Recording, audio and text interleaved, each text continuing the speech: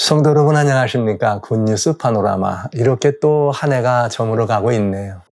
주님의 복음의 말씀, 생명의 말씀, 특별히 사복음서에 나와 있는 말씀으로 굿뉴스 파노라마로 여러분들을 이 한 해 동안 이렇게 잘 섬길 수 있는 복된 특권을 주셔서 얼마나 감사한지.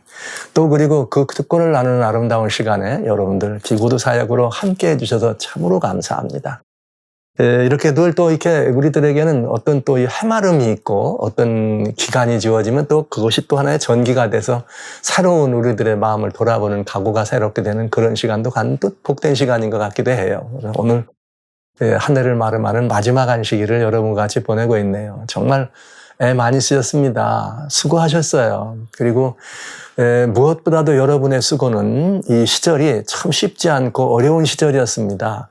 뭐 경제적으로도 고도 인플레이션이나 또는 여러 가지 나라의 이런 모든 것들 이자율에 뭐 높고 뭐 여러 가지 이런 일들로 경제적으로도 어렵고 나라 안팎의 정치적인 그런 모든 상황들이 또 어렵고 또 그런가 하면 세계적인 그런 정세들이 많이 어려워졌고 환경으로 말하자면 정말 무슨 뭐 역대급 기록갱신 뭐 브레이킹 뭐 레코드 브레이킹이니 뭐니 1000년에 한 번이니 하는 이럴 정도로 환경적으로 상당히 많은 재난을 통해서 이 한 해를 지나오는데 많이 아팠습니다. 지구촌 환경이 많이 아팠습니다. 그리고 이 지구촌에는 대부분의 많은 거민들이 유럽은 러시아와 우크라이나의 전쟁으로 중동과 아프리카는 또 이스라엘과 중동 간의 그런 여러 가지 다양한 이 전쟁들로 또 뭐 여기 아시아는 뭐 중국과 대만이 또 뭐 북한은 또 뭐 계속 또 저런 이 속썩이는 일들을 해가면서 이런 시절 이런 상황들을 우리들이 바라보면서 많이 아팠습니다. 그런 가운데 그렇게 아픈데 그러면서 또 그리스도인으로서 살아가는 것, 예수님을 믿는 하나님의 아들로 주님을 섬기는 복된 제자로 살아가는 그 삶이 녹록지 않았습니다. 왜냐하면 이제는 예수님을 믿는다는 것이 말이죠. 이렇게 막 인기 있는 일이고 사람들에게 이렇게 무슨 뭔가 이렇게 칭찬받는 그런 일이 더 이상 아닌 것 같은 그런 시절을 살아가거든요. 참 비참한 일입니다만은 비극적인 일입니다만. 그런 상황에서도 나는 예수님의 제자야, 나는 하나님의 아들이야 이렇게 얘기하면서 하나님의 신민으로 살아가는 것은 정말 큰 수고요, 애씀이요, 힘듦이었습니다. 저는 이 시간에 함께 하신 이 통신회 비고드 사역에 참석하신 여러분 모두를 다시 한번 정말 여러분들의 한 해 동안 애쓰심과 여러분들의 주님의 백성으로 살아가는 그 일을 지키기 위해서 믿음을 지키고 신앙을 돈독하게 하고 내가 가진 이 아름다운 생명과 영원한 이 아름다운 이 영생을 나누는 일을 하기 위해서 여러모로 애를 쓰신 여러분들의 그 애쓰심과 수고와 믿음과 그런 행함들이 다 주님의 책에 기록되어 주시기를 간절히 소원합니다. 그리고 정말 그렇게 살기 위해서 여러분들이 많이 애쓰셨습니다. 정말 수고 많으셨어요. 또 게다가 또 저희 예수통신 저희와 함께 이 시간 말씀 가지면서 비고드 제사 사역이 뭐 많은 분들이 참여하는 사역이 되지 어렵죠. 왜냐하면 제자 사역이라는 게 또 그러니까요. 특별히 관심 있는 분들만 오는 이 자리다 보니까 그런데 또 저희와 같이 마음으로 하나 되주시고 말씀으로 하나 되주시고 또 어떤 분들은 또 정성스러운 또 이렇게 마음들을 또 이렇게 보내주셔서 그런 이렇게 지원으로 하나 되주시고 저희는 그저 여러 가지로 또 여러분들에게 감사합니다. 고맙습니다. 이렇게 인사를 드릴 수밖에는 없네요. 제가 이렇게 좀 보기보다 많이 수줍음이 많은 사람입니다. 그래가지고 어떤 마음들을 표현하는 일에 있어서 이렇게 좀 이렇게 즉각 정말 감사합니다. 고맙습니다. 또 이런 마음들을 표현하는 일을 즉각 잘 못하고 그저 마음속으로만 너무 고마웠잖아. 이렇게 하는 일들이 많이 있습니다. 그래서 혹여 여러분들이 가끔 이렇게 이 통신을 위해서 마음을 쓰셨을 때 저희들이 특별한 언급을 하지 못하고 그저 감사한 마음을 그저 제 마음으로 그저 말씀으로 나눈 이것으로 대신했을 때 여러분들이 그래도 그저 서운해하지 않아주셨으면 참 좋겠다. 이런 마음으로 또 이 한 해를 마름하는 시간을 갖습니다. 다시 한번 저희 미션과 함께 마음으로 기도로 또 이렇게 그 여러분들의 정성을 보내주셔서 함께 해주신 여러분들 모두에게 정말 여러분들 모두에게 저희 진심으로 우러나오는 감사와 정말 여러분들에게 그 고마운 마음을 진심으로 다시 한번 깊이 전달해 드립니다. 네, 그러면서 저는 이 한 해를 여러분들에게 이렇게 이 감사와 기쁨으로 또 혹은 이렇게 격정과 아니면은 또 여러분 그런 은혜로 또 어떤 때는 또 근심과 아픔으로 이 한 해를 보냈을 여러분들과 같이 우리들이 그런 모든 삶이라고 하는 것이 어쩌면은 우리 겉으로 드러났던 우리들의 삶, 즉 겉사람의 삶에 많이 바쁘지 않았는가. 우리가 믿노라 했습니다. 우리가 또 주님을 섬기노라 했습니다. 우리가 영의 사람으로 살아가노라 했습니다. 그러나 어쩌면 우리들이 살아갔던 우리들의 삶이 주변의 환경과 여러 가지 다양한 현상 속에서 어쩔 수 없이 자꾸만 겉사람을 우리의 그런 그 외적인 어떤 이런 일들로 세상에 있는 일들에 마음을 많이 쏟치고 또 그럴 수밖에 없는 그런 사정이 아니었나 이런 생각을 하면서 이제 이 한 해를 조용히 마감하는 이 시간에는 누가복음 13장에 나오는 말씀으로 우리의 속사람을 돌아보는 그런 시간을 좀 가져보기를 원합니다. 누가복음 13장에는 6절에 이런 말씀이 있어요. 6절부터 9절까지인데요. 비유로 말씀하시는데 한 사람이 포도원에 어디예요? 포도원에 무화과 나무를 심었습니다. 그런 다음에 포도원의 주인이 과원직에 와가지고 포도원에 무화과 열매가 있느냐 그랬더니 죄송합니다. 오늘 어떻게 이 주인 마님 이 올해는 무화과에 이렇게 이 열매가 좀 없네요. 그랬더니 그러면 그거 찍어버리고 다시 심어야 되지 않아? 이렇게 얘기하니까 과원직이가 뭐라고 말하는가? 3년이나 내가 왔는데 말이야 무화과 나무에서 열매가 없다면 그건 이제 그만 찍어버려야 되지 않니? 그건 땅만 버리는 거 아니냐? 그랬더니 이 과원지기가 주인에게 정말 아름다운 말을 합니다. 뭐라고 하는가 하면 대답하여 가로되 주인이여 금년에도 그대로 두소서 내가 두릅하고 거름을 주니 이후에 만일 실과가 열면이오니와 그렇지 않으면 찍어버리소서. 결국은 뭐냐면 주인님 아닙니다. 한 해만 더 기회를 주십시오. 그러니까 이 말은 한 번만 더 기회를 주십시오. 한 번만 더 기회를 주십시오. 그러면서 베어버려도 괜찮은 무화과 나무를 사랑으로 베어서 없애버리고 불에 태워버려도 괜찮을 법한 그런 열매 없는 나무를 베어버리지 않고 주인에게 과원지기는 그저 아닙니다. 기회를 한 번만 더 주세요. 기회를 한 번만 더 주세요. 이런 아주 그 복되고 아름다운 그런 말씀을 들으면서 어쩌면은 이렇게 속사람보다는 겉사람이 더 바빴던 그런 한 해를 보내는 우리들이 자신의 한 해를 돌아보고 뭔가 새로운 해를 바라보면서 정말 이렇게 부족하고 연약하고 뭔가 좀 마땅한 어떤 드릴 만한 열매 여러분에게 제가 여쭐 수 있죠. 여러분 주님께 무슨 열매를 드리실랍니까? 이렇게 여쭤볼 때 나는 어떤 열매가 있는가? 마치 무화과 나무는 아무것도 드릴 것이 없었습니다. 그럴 때 버려지고 태워져야 될 그럴 운명에 있는데 그 자신의 그런 모습들을 바라보면서도 과원지기는 나무 한 그루라도 사랑해서 한 번만 더 기회를 구하는 그런 마음들을 우리는 보면서 예수 그리스도께서 이 시간 우리들을 향한 그 마음이 바로 이 마음이다. 이런 이 말씀을 여러분에게 드리게 되는군요. 본문의 말씀을 다시 살펴보면은 먼저 몇 가지 돌아볼 게 있는데 첫째는 뭐냐? 포도원에 심긴 무화과 나무가 있다는 것입니다. 여러분 아시는 것처럼 지금 이상하죠? 포도밭에는 뭐가 심겨져야 돼요? 포도가 심겨져야 되는데 왜 무화과냐? 그러니까 이건 뭐냐면 아시는 것처럼 이제 포도는 이렇게 조금 무화과보다는 일찍 열리면서 이렇게 그 결실의 시기가 다른 것이죠. 결실의 시기가 다른데 하나님께서 성경 속에는 다양한 나무들이 등장해요. 그래서 푸른 나무다 또 아니면 무슨 나무 할 때 하나님 백성들을 그렇게 비유하기도 하고 그러면 특별히 하나님은 이게 나무를 이야기하시는데 포도나무가 있고 무화과가 있고 감람나무가 있습니다. 근데 이 세 가지 나무는 성경에 특별한 비유로 쓰이는 것을 알 수가 있어요. 이사야서에 보면은 이사야 5장 7절에 보면은 물론 이제 그 전부터 이스라엘을 내가 말이야 극상품 포도나무를 심었다. 극상품 포도를 심었는데 들포도를 맺히면 어찌미냐. 그러면서 이사야 5장 7절에 가면 그 포도나무가 뭐냐면 이 주님께서 이 포도원은 뭘 말했느냐? 이스라엘을 의미한다. 포도나무는 누구를 의미했어요? 이스라엘을 의미하는 것을 설명해 주고 계시죠. 그런가 하면 예레미야에서 보면은 또 예레미야 5장에는 예레미야도 이사야는 5장 7절이고 예레미야는 11장에 보면은 주님께서 이게 무화과나무 이렇게 얘기하시는 말씀이 있어요. 이게 무화과나무를 이렇게 말씀하시고 또 감람나무를 얘기하는데 예레미야 11장에 보면은 무슨 말씀이 있는가 하면 내가 지금 이스라엘 백성들을 얘기하면서 감람나무 얘기를 하세요. 11장입니다. 여기 뭐라고 나오셨느냐면 이렇게 돼 있네요. 11장 16절에 보면 나 여호와가 그 이름을 일컬어 좋은 행실을 맡는 아름다운 푸른 감람나무라 하였으나 누구를 보고요? 이스라엘 유대 백성들을 보고 좋은 열매를 맺는 푸른 감람나무다.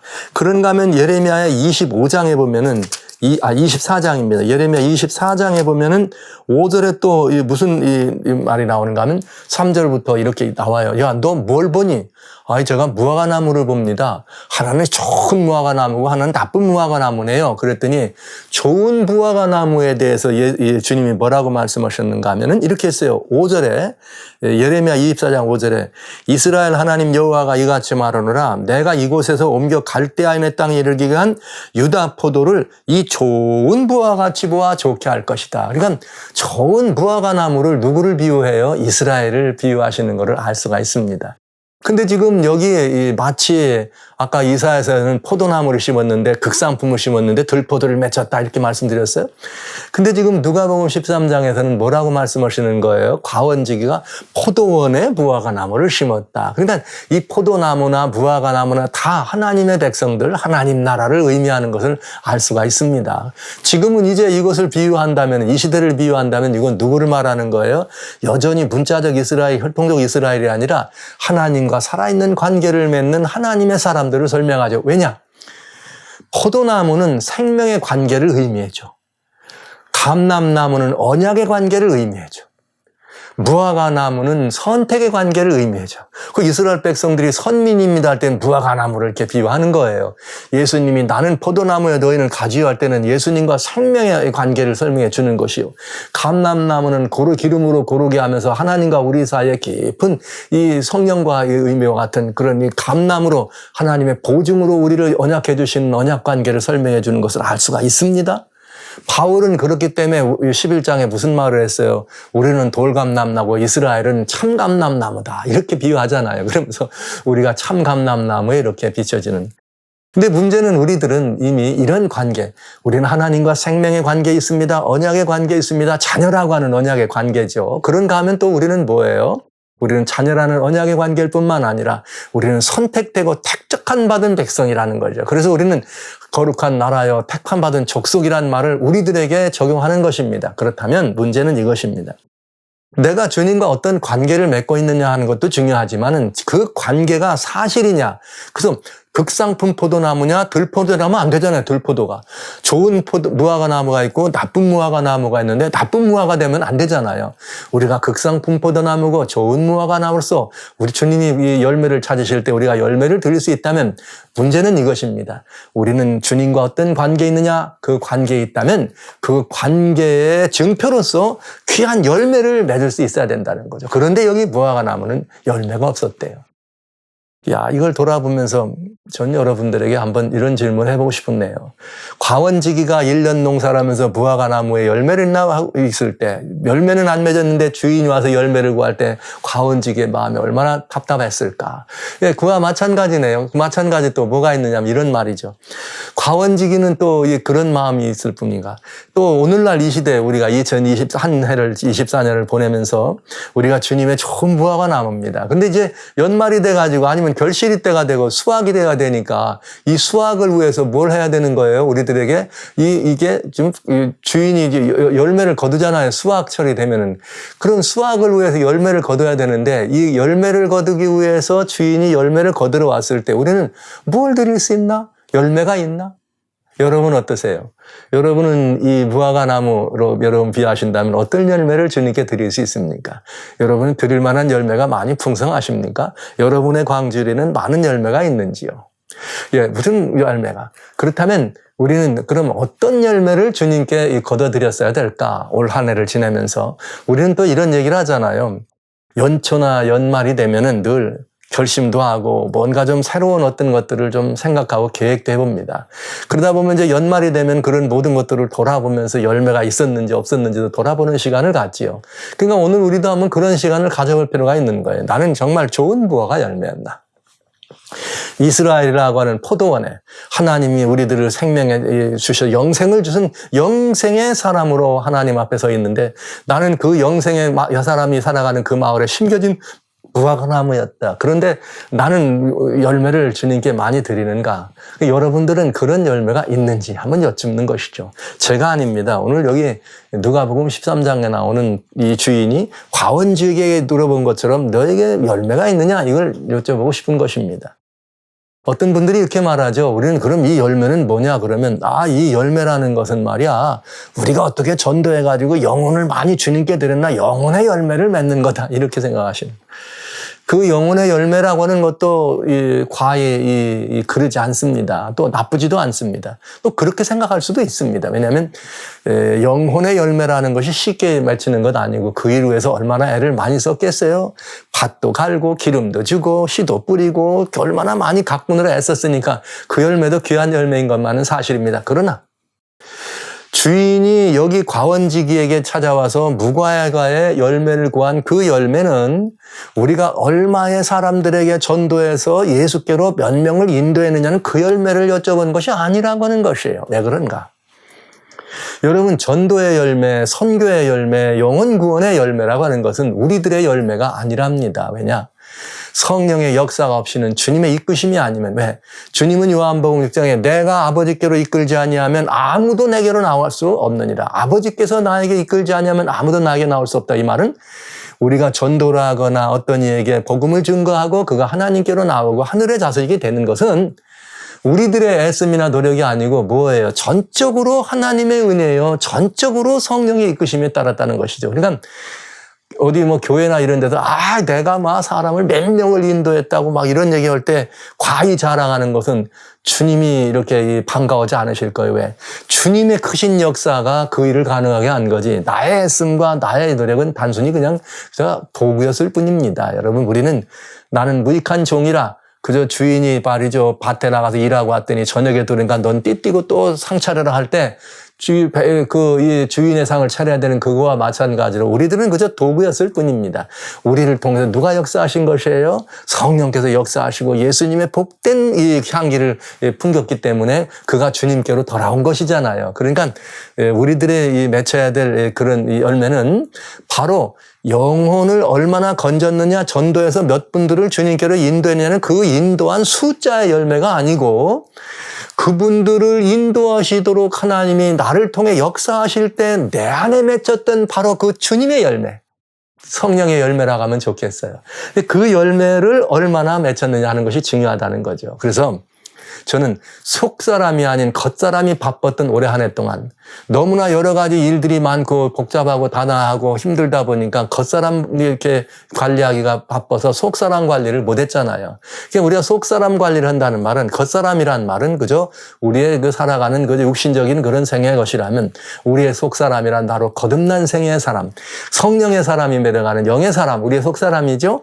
그 속사람의 열매는 과연 얼마나 맺었는가 이걸 돌아보는 것이죠. 그래서 무화과나무의 열매를 구한 과원지기에게 보여줘야 될 그 열매는 바로 우리들이 예수 그리스도에게 정말 주님 다시 오실 때가 가깝다고 말하는데 더 많이 가까워졌는데 어떤 열매를 드릴까? 이것은 바로 우리의 속사람의 열매예요. 우리는 흔히 이런 열매를 말할 때 성령의 열매라고 말할 수 있겠습니다. 한번 돌아봐야 되지 않겠습니까? 우리의 속사람의 열매.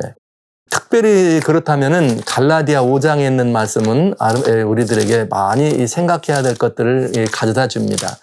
갈라디아 5장부터는 우리들의 열매가 어떤 열매를 우리가 이게 맺고 또 맺지 못하는가에 대해서 이렇게 아주 자세히 설명되는데 갈라디아 5장에 보면 22, 23절에는 성령의 열매가 나와요. 그러나 여러분 되게 중요한 게 있습니다.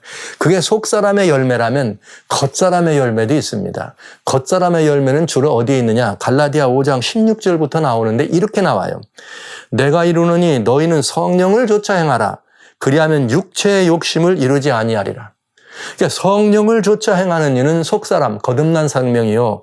우리의 육체의 욕심을 이루는 것을 말한다면 그건 겉사람입니다. 이전의 삶을 말하는 거죠. 육신의 소욕은 여기 이렇게 되어 있어요. 육신의 소욕은 성령을 거스리고 성령의 소욕은 육신을 거스린다. 이 두 속사람과 겉사람은 날마다 다툼이 있는 거죠. 성령의 열매냐 아니면 육체의 열매를 거두느냐 이런 것들을 의미하는데 여기에 19절에 보면 육신의 열매에 대해서 뭐라고 말씀했는가 하면 육체의 일은 현저하니 곧 음행과 더러운 것과 호색과 우상숭배와 술수와 원수를 맺는 것과 분쟁과 시기와 분냄과 당짓는 것과 불리함과 이단과 투기와 술취함과 방탕함과 또 이와 같은 것이라 이렇게 돼 있어요. 와우, 뜨끔하지요. 우리는 이런 말씀을 들을 때 늘 어떤 생각을 하면 이건 나하고는 해당 사항 없어. 이건 아마 저 교회 밖에 사람 아니면 믿지 않는 사람 얘기야. 아니면 또 믿음 안에 있더라도 교회 안에서 어쩌면 이건 뭐 저분 얘기 아닐까? 이렇게 생각할 수 있습니다. 그러나 오늘은 이것이 우리의 속사람을 돌아보는 시간이기 때문에 우리 한번 돌아볼 필요가 있어요. 뭐라고 했는가 하면 너희가 성령을 쫓아 행했느냐 육체를 쫓아 행했느냐 이걸 주님이 물어보신 거거든요. 만약에 우리가 진심으로 성령을 쫓아 행했는지 육체를 쫓아 행했는지 이것은 대단히 중요한 열매를 가져다 준다. 그런데 만약에 우리가 육체를 쫓아 행했다면은 거기에는 말이죠. 음행, 더러운 것, 호색이 있고 우상숭배가 하고요. 뭐 여기 다른 곳에서는 우리의 탐심은 곧 우상숭배라는 말씀을 하셨으니까 우상숭배가 있고 술수가 있고 또 사람들하고 이렇게 원수를 맺게 하고 또 분쟁이 있고 다툼이 있고 시기하고 분내고 당짓는 아마 그래도 또 이렇게 이 자리에 나와 계신 여러분들에게 다 해당되는 게 아무것도 없을 거예요. 혹시 하나 있다면 시기? 나도 모르게 좀 이렇게 분을 남? 아니면 또 뭐 교회 안에는 당짓는 일 많잖아요. 뭐 이런 것들. 불리함과 이단과 투기와 술취함과 방탕함 이와 같은 거리더라. 이거는 육신의 열매였다. 그런데 이 열매는 성경에 아주 단호한 말씀을 하십니다. 이런 일을 하는 자들은 하나님의 나라를 유업으로 받지 못할 것이요. 이렇게 돼 있네요. 그러니까 여러분 우리들이 지금 겉사람이 바빴다는 말씀을 이미 드렸는데 우리가 밖을 돌아보면서 세상에 많은 사람들 지금 뭐 참 어수선하잖아요. 그리고 밖에 나가면 그냥 나라가 쫙 갈라져가지고 굉장히 많이 마음들이 아프고 서로 상처를 주고 받고 하잖아요. 그런데 이런 일들은 한마디로 얘기하면 이렇게 돼 있어요. 이런 일들은 하나님의 나라를 위협으로 받는다 못 받는다, 받지 못한다. 매우 조심해야 합니다. 그러니까 물론 이제 그 하나님의 이 은혜와 그 역사를 힘입어서 무엇인가를 주님을 위해서 사명을 해 나간 걸음도 있겠으나 어떤 경우든지 대부분 여기에 이렇게 어떤 정말 우리들의 밖에 나가는 다양한 많은 일들을 보시면서 그리스도인의 양심으로 제가 지난 시간에 그리스도인은 이렇게 한국의 양심이 돼야 된다. 우리는 양심이라는 말씀을 많이 드렸는데, 뭐 어떤 분들은 이런 부분에 대해서, 무슨 목사님이 무슨 정치적인 어떤 편향성이 있는 것 같으면 이런 생각을 하시고 또 말씀을 나누신 분들도 많이 계시더군요. 그러나 목사가 어떤 그런 부분들에서 편협되게 어떤 것들을 이렇게 얘기할 수는 없는 것입니다. 나타난 현상대로 있는 그대로 말씀을 드리지만 그것들을 어떻게 성경은 보고 있는가, 주님의 안목으로는 어떻게 그것이 영적인 분별력을 가지고 볼 수 있는가는 매우 중요한 거죠. 결론은 이것이었어요. 양심이 있어야 된다. 그리스도인은 그리스도인의 양심이 있어야 되고 그 양심이 살아나면 한국이라고 하는 나라의 양심이 살아난다. 이 말을 좀 줄이면 여기 이거죠. 육체에 이렇게 속해서 육체에 이렇게 요구를 따른 사람이냐, 내 양심이 그걸 따랐느냐, 아니면 성령의 요구와 성령을 좇는 이 성령의 양심으로, 선한 양심으로 내가 살아냈다라는 뭐로 구분된다? 열매로 구분된다. 그러니까 제가 어떤 말씀을 드렸을 때 그것으로 마음을 상하시거나 이렇게 하지 마시고 제 자신의 열매를 한번 보시면 내가 양심적으로 하나님 앞에서 어떤 사람인가를 판단하시면서 오늘 저는 이 모든 것들을 마름하고 정리하는 시간에 여러분들이 마음에 그런 문제를 확증하시면 좋겠어요. 우리의 양심은 이거예요. 하나님의 양심인가? 어둠의 양심인가? 예수 그리스도의 양심인가? 아니면 이 사단의 그런 양심인가? 양심이 아니죠. 그냥 사단의 그런 그 나쁜 그런 사단의 양심인가? 양심에 따라 다르니까요. 우리는 그리스도인의 선한 양심인가? 하나님의 진리의 사람으로 받은 그 거듭난 양심인가? 아니면 아직도 겉사람, 그저 아직도 그 육체에 속한 육체의 양심을 좇는 사람인가를 따져보자는 얘기죠. 그리고 만약에 내가 육체의 양심을 좇았다면 하나님 나라를 받을 수 없다는 사실에 대해서 여러분이 말씀을 영접하시고 우리의 마음에 혹시라도 이런 문제에 부담이 있다면 주님, 내 이 모든 심령에 다시 한번 주의 보혈로 어린 양의 피로 씻어 희게 된 자라 보혈로 나를 씻는 그런 시간이 반드시 필요하리라 생각하는 것입니다. 지금 오늘 이 시간은 특별히 그런 시간이 돼야 되는 거죠. 우리는 하나님의 제자들입니다. 예수님의 훌륭한 제자 되기를 원하는 사람들입니다. 제자들은 또 뭐로 말하는 사람이에요? 서서 주의 복음의 말씀만 증거하는 것이 아니라 무릎으로도 말을 잘하는 제자들 아닙니까? 무릎으로 말을 할 때 우리는 뭐랍니까? 주님, 제 자신을 돌아보게 해 주십시오. 저의 연약함을 깨닫게 하십시오. 나의 부족함과 죄됨을 용서하시고 다시 한번 보혈로 씻어주시고 다시 보혈로 씻어주시고 씻고 또 씻어서 나를 희게 하고 또 희게 해주십시오.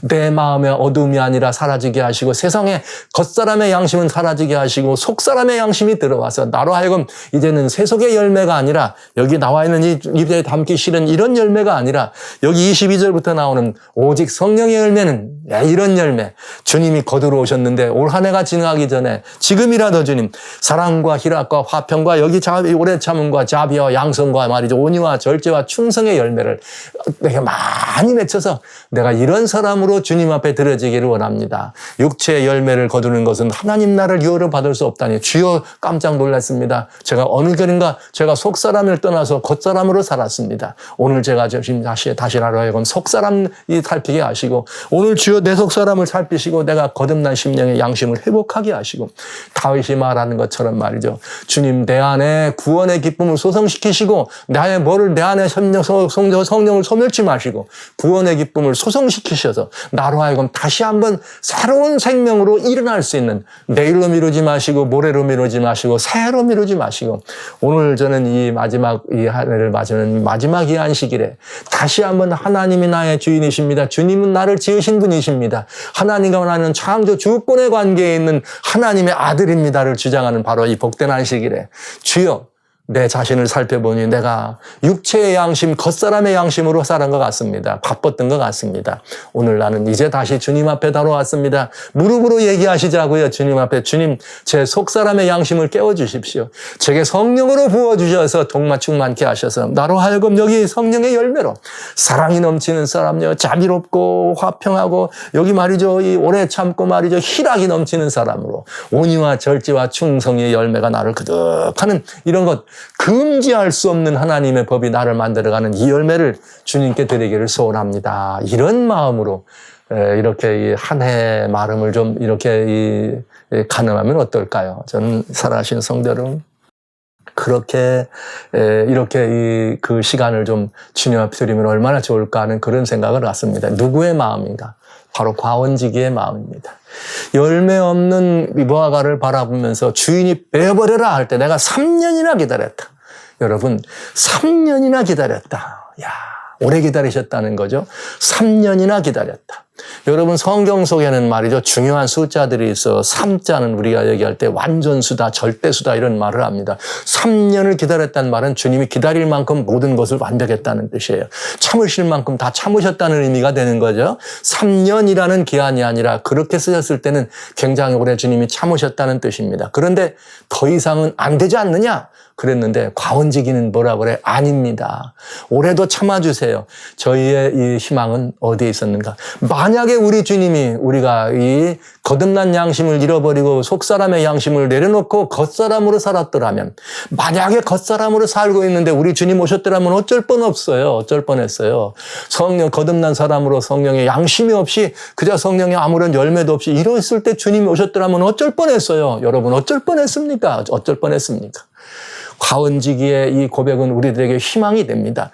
주인님 아닙니다.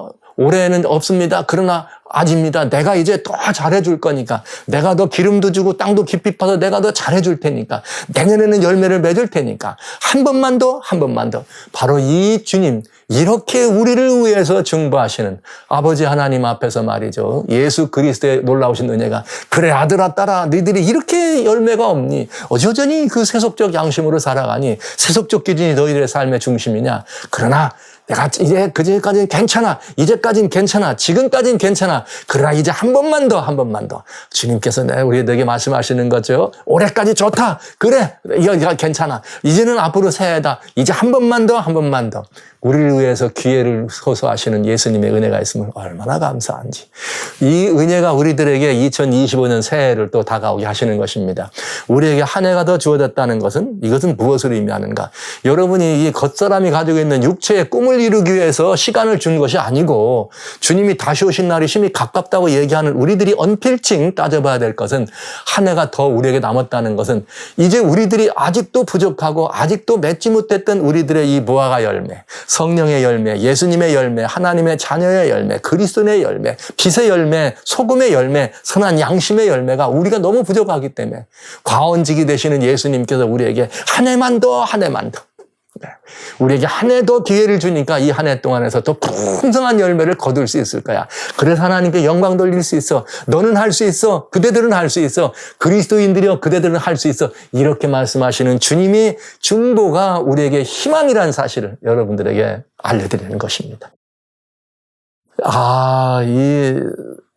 다시 한번 오늘 이 마지막 이 안식일에 우리의 겉사람을 살피고 겉사람의 이 열매를 이제는 다 걷어내리시고 우리의 속사람을 살피고 이제는 속사람의 열매를 위해서 마음을 쓰며 우리를 위해 한 번 더, 한 번 더, 한 해만 더, 한 배만 더. 그래서 올해를 이렇게 마감하신다 할지라도 새해에는 정말 우리가 속사람이 든든히 살찌고 성령이 여기 말씀하신 아름다운 열매로 풍성하게 맺히는 그런 이 시절을 우리가 준비됐으면 참 좋겠습니다. 그래서 주님이 오실 때는 내년에 오시면 어때요? 아니 오늘 저녁에 오시면 어때요? 언제 오시더라도 우리는 내 주님 여기 있습니다. 그러는 주님을 향해서 우리들의 이 복되고 예쁜 것들을 좀 많이 보여드렸으면 참 좋겠습니다. 여러분 주님 앞에 그런 이 모든 것들을 보여드리기 위해서 여기 갈라디아 5장에는 이런 말씀이 있네요. 24절에 그리스도 예수의 사람들은 거듭난 사람들은 육체와 함께 그 정과 욕심을 십자가에 못 박았느니라.